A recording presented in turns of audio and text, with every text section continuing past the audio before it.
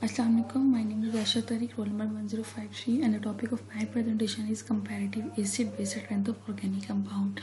सबसे पहले हम लोग देखेंगे कि बेसिकली हमारे पास ऑर्गेनिक एसिड्स या ऑर्गेनिक बेसिस क्या हैं.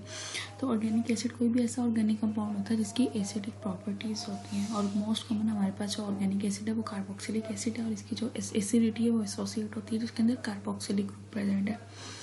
और इसकी एसिडिटी हम लोग डिटरमाइन कर सकते हैं इसके relative stability of conjugate base. अगर इसका जो कॉन्जुगेट बेस जितना स्टेबल होगा उतना ही ज़्यादा ये स्ट्रॉन्ग एसिड होगा.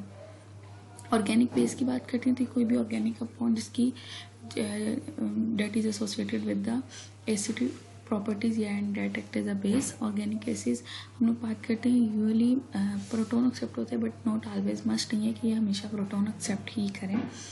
अमाइंस की एग्जांपल ले लेते हैं. अमाइंस के अंदर जो नाइट्रोजन है उसको हम लोग इजीली उसकी प्रोटोनेशन कर सकते हैं, क्योंकि उसके पास क्या होता है, उसके पास लोन पेयर ऑफ इलेक्ट्रॉन होता है. इस बेस पे हम लोग कह सकते हैं कि जो हमारे पास ऑर्गेनिक बेसिस हैं वो प्रोटोन एक्सेप्टर्स हैं.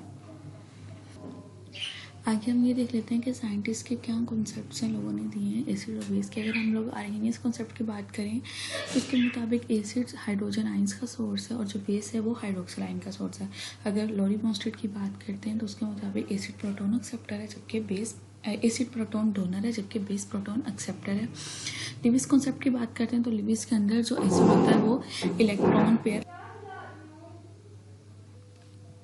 जबकि लिविस कॉन्सेप्ट की बात करते हैं जो हमारे पास एसिड होता है वो इलेक्ट्रॉन पेयर एक्सेप्टर होता है, जबकि जो बेस होती है वो इलेक्ट्रॉन पेयर डोनर. आगे हम देखते हैं कि एसिड बेस स्ट्रेंथ.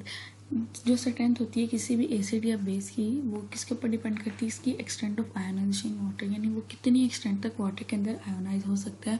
और इनकी इसी एक्सटेंशन से, इसी आयोनाइजेशन के प्रोसेस से हम लोग उनकी डिटरमाइन कर सकते हैं for the acidic and basic strength. Ionisation basically क्या है, ये रिएक्शन है टू मॉलिक्यूल्स ऑफ वाटर वो एक दूसरे के साथ रिएक्ट करते हैं, जिसके नतीजे में एक हमारे पास हाइड्रोनियम आयन आता है और साथ में एक हमारे पास हाइड्रोक्सिल आयन आता है. आगे जो प्रोडक्ट होता है हाइड्रोनियम और हाइड्रोक्सिल आयन का वो इक्वल होता है 14. इनका जो प्रोडक्ट ऑफ टू कंसंट्रेशन है वो कांस्टेंट रहता है. यानी ये भी पॉसिबल हो सकता है कि अगर एक ही कंसंट्रेशन डिक्रीज हो जाएगी तो दूसरी की कंसंट्रेशन क्या हो जाएगी, ऑटोमेटिकली इंक्रीज हो जाएगी, लेकिन इनका जो प्रोडक्ट है वो क्या रहेगा, कांस्टेंट रहेगा. आगे हम देखते हैं pKa एसिड डिसोसिएशन कांस्टेंट. ये क्या नेगेटिव लोगारिथम वर्जन है. pKa इक्वल होता है -log10 Ka. अगर किसी भी हमारे पास सैंपल है या सोल्यूशन है उसकी Ka वैल्यू स्ट्रॉन्ग है तो मतलब वो स्ट्रॉन्ग एसिड है, अगर उसकी Ka वैल्यू लो है तो मतलब वो वीक एसिड है. लेकिन ये भी हम लोग जानते हैं कि Ka और pKa वैल्यू का आपस में इन्वर्स रिलेशन होता है.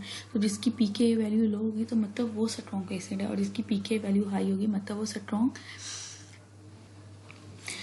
वो हमारे पास स्ट्रॉन्ग एसिड नहीं है. आइए हम देख लेते हैं एसिड और पीके वैल्यू. एथेनॉइक एसिड की बात करते हैं, इसकी पीके वैल्यू 4.76 है. फिनॉल की बात करते हैं, इसकी पीके वैल्यू 10 है. एथेनॉल की बात करते हैं तो इसकी पीके वैल्यू ऑलमोस्ट 18 है. एथेनॉइक एसिड है तो ये एथेनॉइक एसिड का जो हम लोग देखते हैं कि इसके अंदर जो चार्ज की डिस्ट्रीब्यूशन होती है वो बहुत ज़्यादा होती है, इसकी वजह से स्टेबल आयन बनते हैं. और अगर हम लोग डीलोकलाइजेशन करते हैं नेगेटिव आयंस को तो वो इजीली हो जाता है. ठीक है. और ये फेवर्स करता है फॉर्मेशन ऑफ आयंस की, तो इसकी डिसोसिएशन भी ज़्यादा होती है जिसकी वजह से ये मोर पॉजिटिव आयंस प्रोड्यूस करता है, hydrogen ion, more positive hydrogen ion. तो इसकी वजह से क्या है, स्ट्रॉन्ग एसिड है. फिनॉल की बात करें तो फिनॉल की जो डीलोकलाइजेशन होती है वो सिर्फ ऑक्सीजन तक रिस्ट्रिक्टेड होती है. ठीक है. तो जो चार्ज की डिस्ट्रीब्यूशन होती है वो लेस डिस्ट्रीब्यूशन होती है, जिसकी वजह से ये हाइड्रोजन आयन लेस प्रोड्यूस करता है. डेट्स वाई ये कंपैरेटिवली हम लोग बात करते हैं एथेनॉइक एसिड से, क्या है, वीक एसिड है. आगे हम देख लेते हैं एथेनॉल. एथेनॉल में कोई नेगेटिव चार्ज का डीलोकलाइजेशन नहीं होती है, वो हाइड्रोजन आयन की तरफ ही अट्रैक्टेड होता है. तो इस वजह से ये हम लोग को हाइड्रोजन आयन से ही देता है. डेट्स वाई ये बहुत ज़्यादा वीक एसिड है.